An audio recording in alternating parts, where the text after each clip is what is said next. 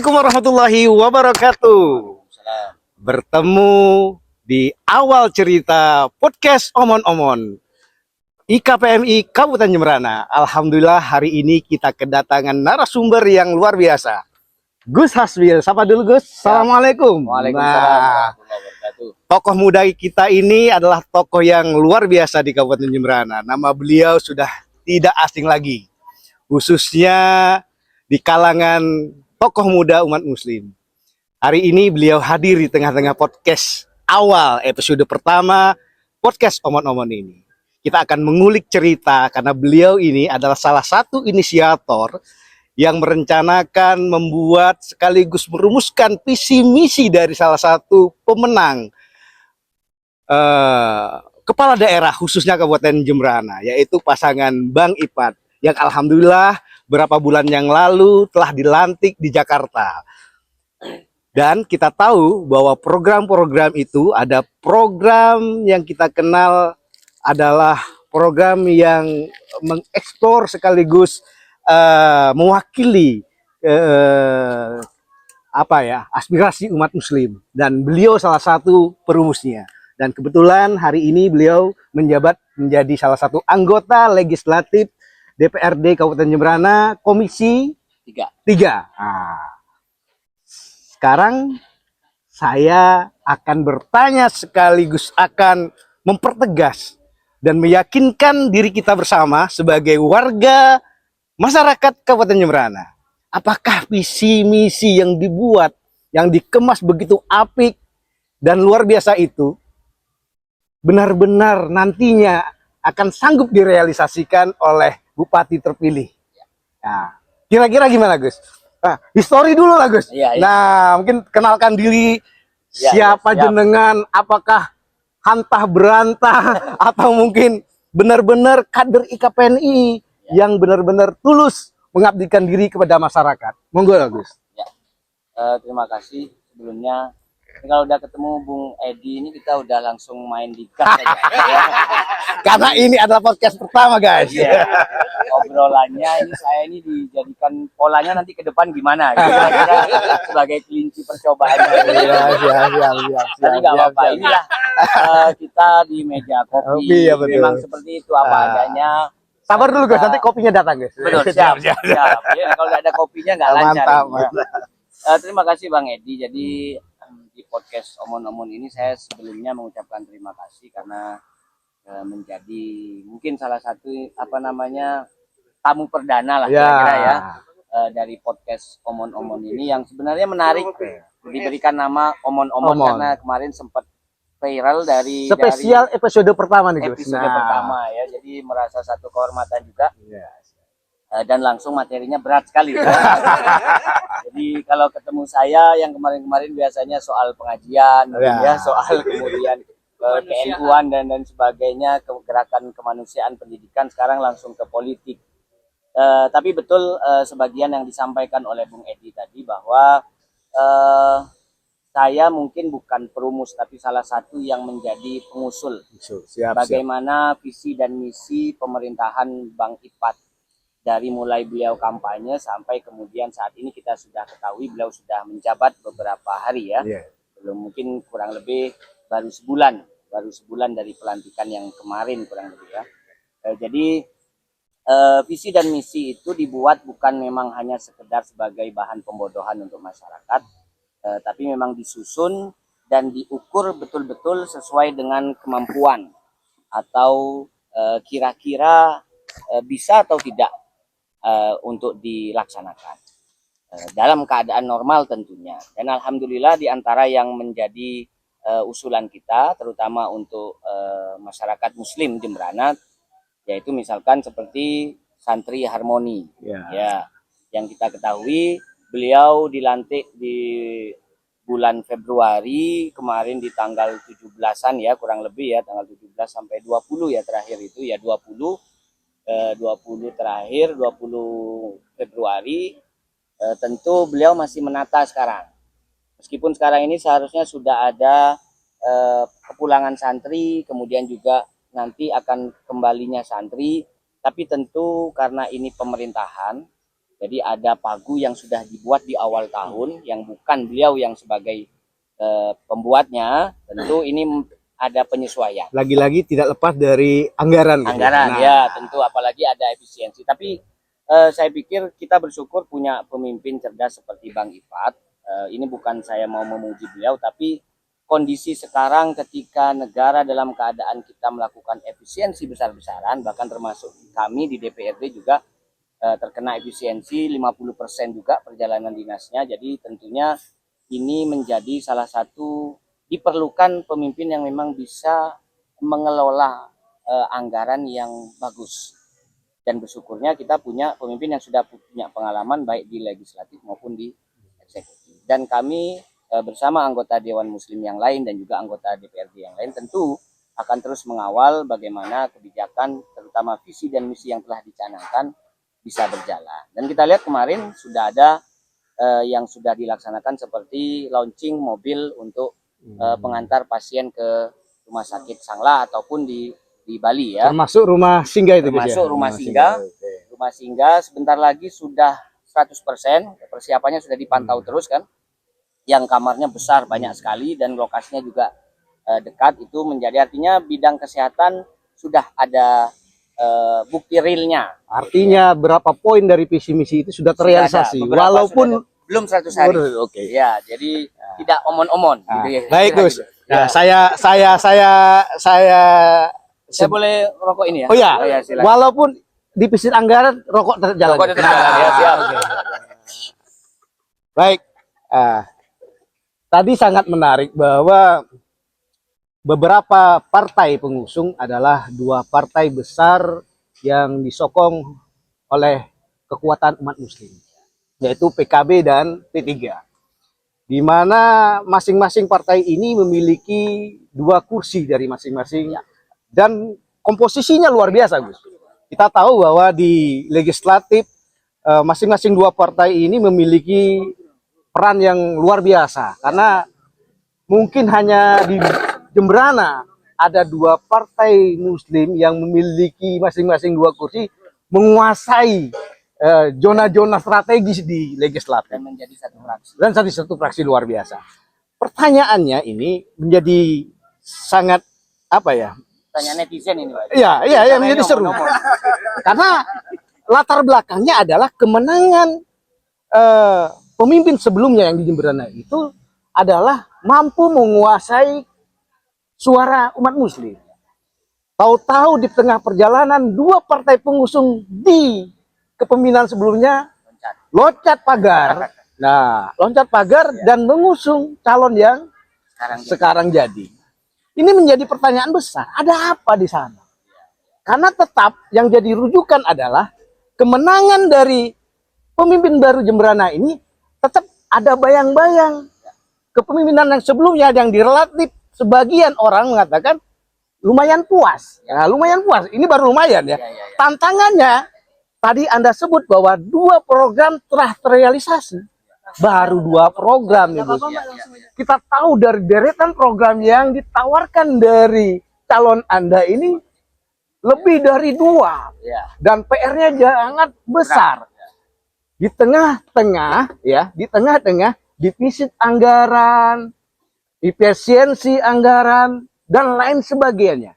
Bahkan kita temukan, bahkan kita mendengar bahasa netizen di medsos bahwa berapa OPD dan lembaga-lembaga yang ada di Kabupaten Jemberana itu terhutang. Ini bagaimana, Gus? Visi misi itu akan mampu direalisasikan. Tadi sudah disampaikan, anak santri dengan istilah santri harmoni, dan dilanjutkan nanti di Lebaran Haji ada pemberangkatan jamaah haji, dan itu masuk dalam visi misi. Gak puyeng nih, Gus. Nah, ya gimana? Tantangannya gimana, Gus? Baik, persoalan tadi ya soal partai dulu ya. Iya. Bung Edi, soal partai tadi, kenapa kok begitu partai Muslim ini ikut ke A yang menang A, 2 partai Muslim ini ke partai B yang menang B, kira-kira begitu kan sebelumnya tadi. Karena saya berpikir ini bukan soal agama sekali lagi, tapi ini adalah Jemberana ini saya pikir sebagai miniatur of Indonesia. Inilah miniaturnya Indonesia dengan keragaman yang mungkin di Bali yang paling unik ya di Jembrana ini. Jadi meskipun Jembrana ini tergolong mungkin yang di bawah ya di antara kabupaten lain seperti Badung, kemudian Denpasar, Gianyar dan lain sebagainya, tapi keberagaman kita ini menjadi satu kekayaan sekaligus kekuatan. Makanya kemudian umat Muslim yang ada di Jembrana ini juga menjadi juga salah satu penentu dari setiap kompetisi yang ada di Kabupaten Jembrana. Artinya tidak boleh ada satu suku, satu agama, satu ras yang menguasai Jembrana ini. Semuanya bergandengan tangan, bahu-membahu untuk Jembrana, maka insya Allah dia pasti akan menang. Nah, kemudian untuk terkait dengan yang tadi soal bagaimana kok banyak sekali beratnya tantangan dari progres visi misi yang luar biasa ini. Artinya program yang dilaksanakan itu berat, banyak, ditambah dengan tantangannya yang semakin banyak. Kalau programnya banyak, uangnya banyak, it's okay, ya kan? Tinggal jalan aja. Tapi kalau karena ini tantangannya berat, maka inilah. Di sana saya masih yakin bahwa setiap masa itu ada orangnya. Tentunya masa sulit ini orangnya juga yang betul-betul solid. Ya, meskipun di sini masa sulit, tapi orangnya saya pikir solid. Artinya kita di Dewan, di DPRD, kemudian juga di pemerintah eksekutif dalam hal ini Bupati dan Wakil Bupati, kami solid punya komitmen untuk melaksanakan semua program unggulan itu. Dan nanti bisa dilihat oleh masyarakat kurang lebih 100 hari, meskipun ini tidak ada dalam aturan manapun ya. 100 hari harus melaksanakan tidak ada, karena program itu pasti ada program jangka pendek, jangka menengah, dan jangka panjang. Tapi 100 hari masyarakat sudah bisa menilai berapa janji yang telah ditunaikan. Dan saya sampai saat ini masih optimis di balik adanya defisit anggaran, efisiensi dan lain sebagainya, kita masih optimis di angka-angka tertentu kita masih bisa melaksanakan program-program unggulan kita yang terdiri dari 24 program unggulan Bank IPAT itu. Betul. Meskipun mungkin ini juga harus disiapkan oleh masyarakat, bisa jadi beberapa program tidak bisa dieksekusi secara cepat. Tapi dijamin dalam 1 tahun nanti masa pemerintahan insya Allah sebagian besar sudah berhasil dilaksanakan. Karena seperti kemarin bantuan untuk modal pekerja migran sudah ada komunikasi antara Bank IPAT selaku pimpinan dengan Bank BPD. Dan kami dengar berita yang kami dengar langsung dari beberapa narasumber dari sumber yang terpercaya bahwa beberapa hari lagi bahwa pemimpin daerah Kabupaten Jembrana akan menyerahkan 1 pickup per desa. Kalau nggak salah diposkan 70 pickup kalau nggak salah. Apa itu betul, Gus? Kalau jumlah saya lupa, kemarin sempat ngobrol juga dengan Pak Bupati ya. Tapi yang jelas program itu segera diturunkan dan mungkin bisa jadi di bulan depan atau selama 100 hari masa kepemimpinan awal ini.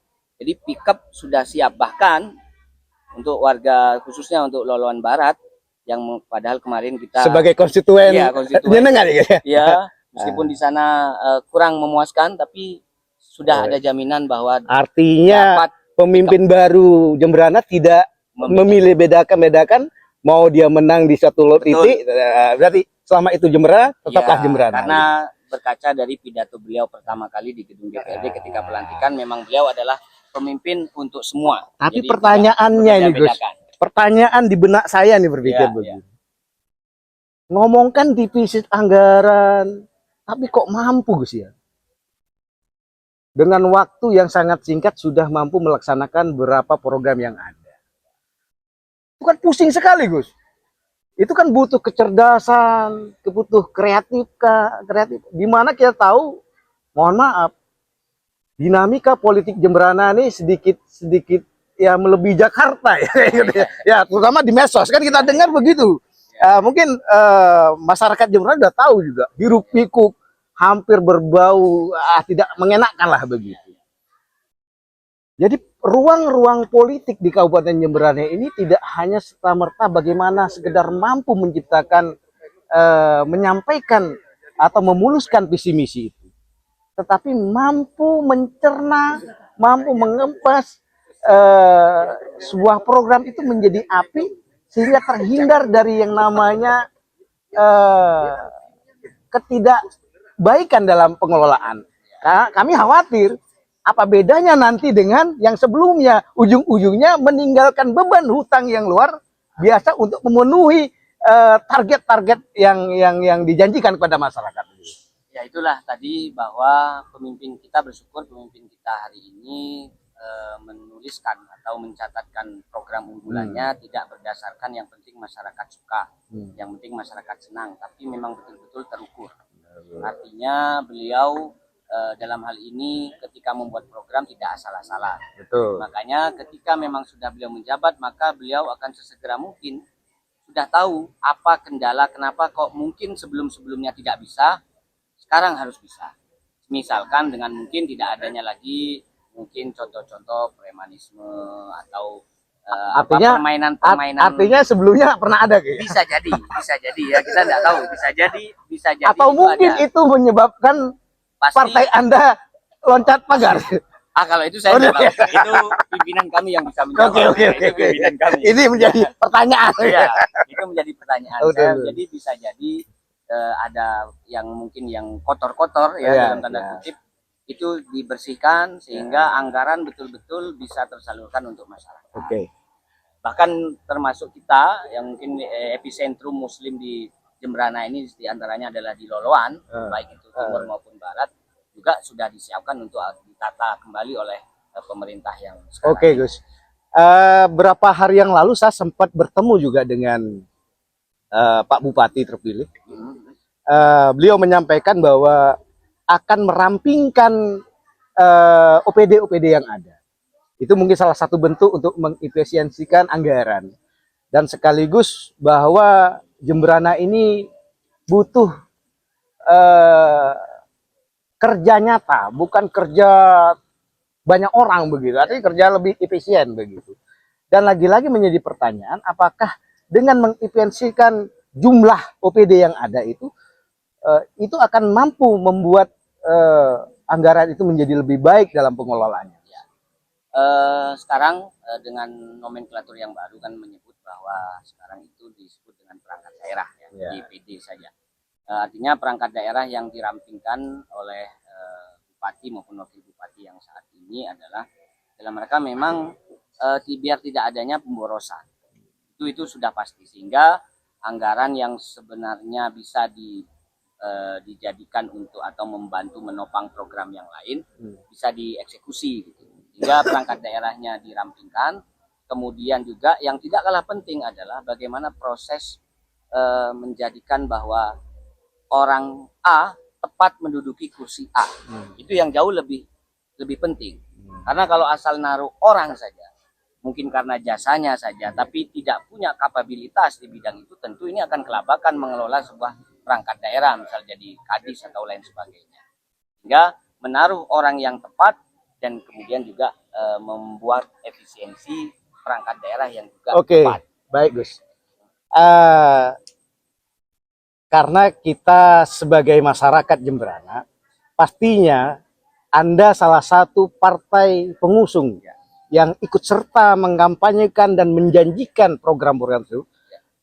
Tolong yakinkan kami kepada masyarakat ke dalam kepemimpinan Bang Ipat ini benar-benar mampu nantinya. Paling tidak dalam jangka waktu 5 tahun, Jemberana itu punya kepastian, punya perubahan yang lebih nyata dari yang sebelumnya. Monggo Gus. Baik, terima kasih kepada masyarakat Jemberana umumnya ya, dan juga pecinta podcast Omon-Omon khususnya. Jangan lupa dulu like and subscribe ya. Jangan lupa itu, jangan juga nyalakan loncengnya gitu ya, biasanya begitu. Jadi masyarakat harus punya yakin dan juga kita juga terus mengkontrol juga sejauh mana kinerja dari pemerintahan kita. Kami juga di legislatif, di DPRD juga punya. Artinya tidak hanya menjadi tugas Anda, jadi kita bersama ya. Sosial kontrol itu tadi, yakinlah bahwa dari program unggulan yang sudah dicanangkan semua menjadi target yang harus dilaksanakan oleh kepemimpinan yang sekarang. Mungkin yang meskipun ada efisiensi dari pusat yang tentu kita harus jalankan, tidak boleh kita abaikan tentunya. Ada pasti celah-celah bagaimana pengaturan itu dilakukan sebaik mungkin. Mungkin mana yang mungkin menjadi skala prioritas seperti kesehatan, pendidikan, mungkin itu yang didahulukan untuk dilaksanakan. Bukan berarti program yang lain kemudian dibuang atau dicoret. Saya yakinkan tidak akan ada itu. Karena itu sudah dibikin oleh para ahlinya sehingga membuat Jemberana yang lebih baik ke depan, yang lebih bermartabat. Maka tinggal hanya soal waktu saja. Tentu biasanya masyarakat saya maklumi. Masyarakat ingin cepat ditunaikan segera. Tapi tetap karena ini ada tantangannya berat, cukup bersabar sedikit. Insya Allah semuanya menjadi tanggung kita jawab ya. Bersama. Baik, sahabat-sahabat, pastinya waktu tidak akan cukup untuk membahas persoalan yang menarik ini, tetapi akan kita ulas di episode berikutnya. Siap. Pastikan bahwa Jemberana sebagai tagline yang telah dijanjikan oleh pasangan Bang Ipat, Jemberana harus maju, harmoni, dan bermartabat. Terima kasih Gus. Siap. Mudah-mudahan Jemberana dikawal dengan sebaik mungkin sebagai anggota dewan. Dan pastikan orang-orang muda Jemberana mampu berberdaya untuk Jemberana. Wallahi wa muwaffiq ila aqwamit thoriq. Wassalamualaikum warahmatullahi wabarakatuh.